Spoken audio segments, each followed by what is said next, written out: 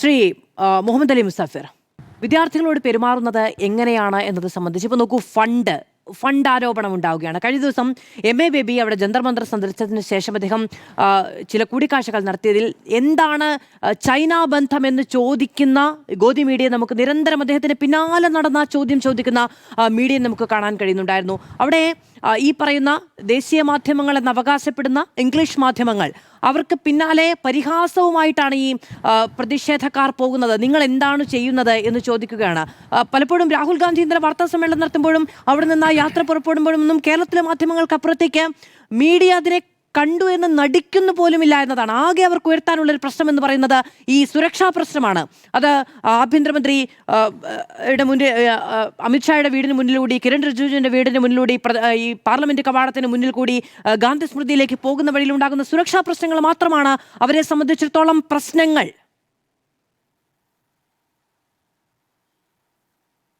തീർച്ചയായിട്ടും ഇതില് ആദ്യം തന്നെ സൂചിപ്പിക്കാനുള്ളത്, ദേശീയ മാധ്യമങ്ങൾക്ക് ഇതിൽ ഇരട്ടത്താപ്പാണ്. കേരളത്തിലെ മാധ്യമങ്ങളല്ലാതെ യഥാർത്ഥത്തിൽ ഇതിന്റെ വിഷ്വൽ പോലും പുറത്തുവിടുന്നില്ല.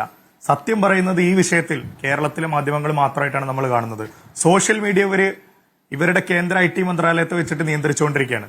അൽഗോരിതം മൈനസിലേക്ക് കൊണ്ടുവന്ന് ഈ തരത്തിലുള്ള ഒരു കണ്ടന്റുകൾ ഉയരാതിരിക്കാൻ ഇവരുടെ കയ്യിലുള്ള കോപ്പും സന്നാഹവും വെച്ച് മാക്സിമം ശ്രമിക്കുന്നു. അതുപോലെ തന്നെ കേരളത്തിലെ ഉൾപ്പെടെ എനിക്ക് നേരിട്ട് പരിചയമുള്ള പല ഇൻഫ്ലുവൻസേഴ്സിനും മെസ്സേജ് വന്നിട്ടുണ്ട്. ഒരു വീഡിയോക്ക് 25,000-30,000 രൂപ വെച്ചിട്ട് ഒരു 30 സെക്കൻഡ് വീഡിയോ പ്രൊഡ്യൂസ് ചെയ്ത് കൊടുത്താൽ, ആഴ്ചയിൽ ഒരു 3-4 വീഡിയോ ഇട്ട് കൊടുത്താൽ അത്ര രൂപ ഫണ്ടിങ്. ജസ്റ്റ് ഇതിനൊന്ന് വെളുപ്പിച്ചാൽ മതി, പരിപൂർണമായിട്ട് വെളുപ്പിച്ചെടുക്കണ്ട. ഇതിനു മുമ്പും ഇവിടെ നീറ്റ് പരീക്ഷയിൽ ക്രമക്കേട് നടന്നിട്ടുണ്ട്. UPA ഭരിക്കുമ്പോഴും ഇതൊക്കെ നടന്നതാണ്. അങ്ങനെ മോദി സർക്കാരിന് സ്തുതി പാടുന്ന രീതിയിൽ, എന്നാൽ നിഷ്പക്ഷമായ രീതിയിൽ വെളുപ്പിക്കാൻ ഒരുപാട് ഇൻഫ്ലുവൻസേഴ്സിനെയും മറ്റ് സോഷ്യൽ മീഡിയ ഹാൻഡിലുകളെയും ഇവർ സമീപിക്കുകയാണ്. അതിന്റെ ഉദ്ദേശം എന്താ വെച്ച് കഴിഞ്ഞാൽ, ഇത് കേന്ദ്രം ഭരിക്കുന്ന RSS നിയന്ത്രിക്കുന്ന ഗവൺമെന്റിന്റെ അടിവേരിളക്കിയ സമരമായിട്ട് മാറും, അല്ലെങ്കിൽ മാറിയിട്ടുണ്ട് എന്നവർക്കറിയാം.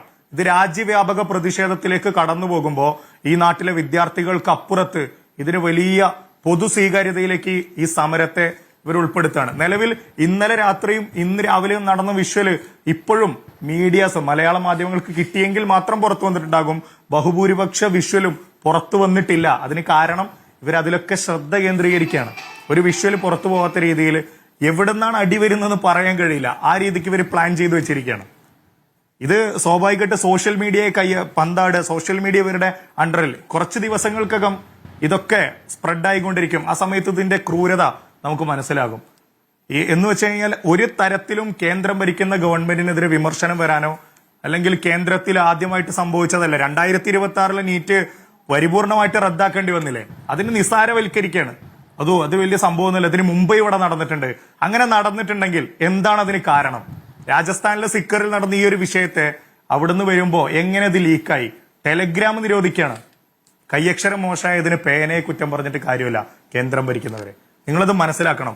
ഈ രാജ്യത്തിന്റെ സംവിധാനത്തിലുള്ള വിശ്വാസം എത്രയോ വിദ്യാർത്ഥികൾ, ഇത്രയേ ഉള്ളൂ, എത്രയോ പാവപ്പെട്ട വിദ്യാർത്ഥികളുടെ അവരെ കഷ്ടപ്പാടിന്റെ വിലയല്ലേ നശിപ്പിച്ചു കളഞ്ഞത്. ആ ഒരു ത്യാഗത്തെ എത്ര നിസ്സാരവൽക്കരിച്ചിട്ടാണ് പല ആളുകളും പറയുന്നതെന്നറിയോ? അതൊക്കെ നടന്നിട്ടുണ്ടെന്നേ, ഇനിയും നടക്കും. അങ്ങനെ നടക്കേണ്ടതാണോ നമ്മുടെ രാജ്യം, നമ്മുടെ രാജ്യത്തിന്റെ വിദ്യാഭ്യാസ മേഖല? എന്നിട്ട് അതിനെ ന്യായീകരിക്കുകയും അതോടൊപ്പം തന്നെ അതിനെ എതിർക്കുന്നവരെ അവരുടെ ഭാഷയിൽ കേസുകളിൽ ഉൾപ്പെടുത്തുകയാണ്.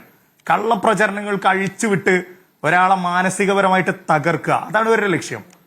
അങ്ങനെ ഈ സംഘപരിവാറിന്റെ എല്ലാ വൃത്തിഹീനമായ രാഷ്ട്രീയവും പയറ്റി തെളിയാണ് ഈ ഒരു പദ്ധതിയിലൂടെ അവർ നടപ്പാക്കുന്നത്.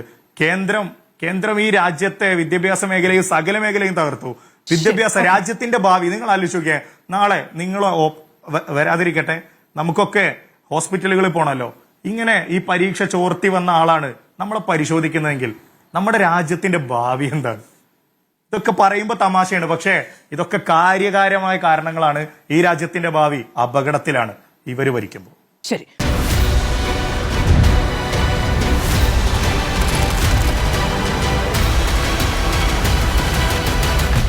ഡിബേറ്റ് വിത്ത് മാധു സജി.